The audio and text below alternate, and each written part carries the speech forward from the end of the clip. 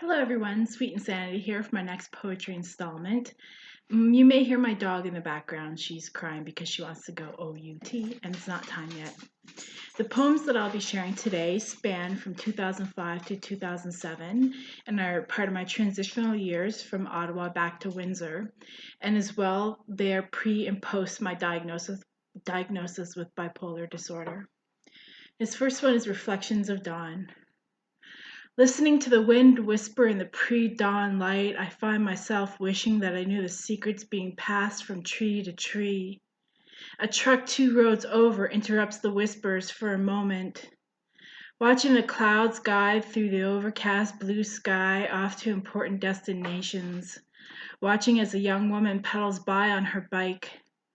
Leaning back in my comfy green lawn chair as my insomnia-laden eyes scan the horizon. Gray and black squirrels dart playfully between the trees, welcoming a new day. Wishing that I could be on a mountaintop right now instead of in this small park near my home. The clouds morph into faces and I try to identify who they look like, but none are familiar to me. At least these faces don't scare me like the ones that sit in the shadows of my home.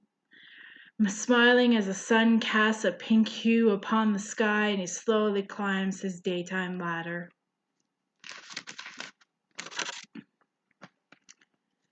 A newborn soul, miracle child. It was time to take the next step of my healing journey, time to suppress the storm brewing inside of my soul. I knew that my success would come once I fully embraced the light. I felt an impending sense of loss as I watched the new sun rise, a loss of falsehoods and damaged psyches. I took my next big step down my healing path as I set my feelings of guilt free that day. For I knew that to resist the healing tears would mean that I would always be fishing for answers and acceptance. That eventually the darkness would consume me and isolate me from my loved ones. I refused to continue to lead an ugly life. And with my newfound wisdom, I realized I am but one miracle among many on the sacred Mother Earth. And with my newborn soul, I embraced the light. This next one has content warning for erotica. Little Goth Girl. Little Goth girl dressed all in black, blood-red lips begging for a vampire lover's kiss. Pale neck leading to pale breast, blue veins tracing below the surface, longing for skin punctured by sharp fangs. Will you moan when your neck is bit? Red blood in contrast against your white skin. A scarlet stream trailing a downward path, a hungry tongue laps at your life's blood. Working its way down your cool fat flesh, finding your secret spot, hardened and gorged, the mouth suckling at your sex as your hips raise to meet its warmth.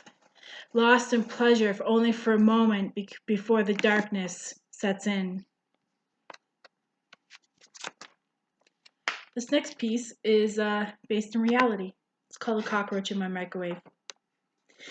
Last night, I saw a cockroach in my microwave, taking the fun of the treat I did crave. It was crawling around the digital clock display so close to my food and causing dismay. I removed my plate with haste, my food I could not bear to taste. I pulled a bunch of cleaning supplies and sprayed the microwave while closing my eyes. I did the dishes and took out the trash. When it came time for me to crash, all I did was toss, turn, and fret, for I've never encountered a cockroach in a dwelling yet. The thought of seeing another one makes me feel ill. To the building manager I must go, yet still, the next time I want something I crave, I will think twice before using the microwave. And this last piece is called That Dearly Loved, Overused Library Book. They say there are plenty of fish in the sea. Yes, I know, plenty of fish, but none for me. For these fish never hold my interest long, none will win my heart. Because my heart is always already taken by him, lent to him I am on loan.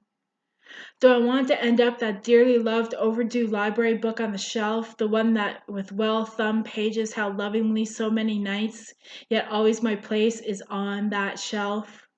It's my choice. Don't criticize. It's my choice. Don't judge. It's my choice. Just accept. that I'm content being that dearly loved overdue library book. Thanks, everyone. See you next time.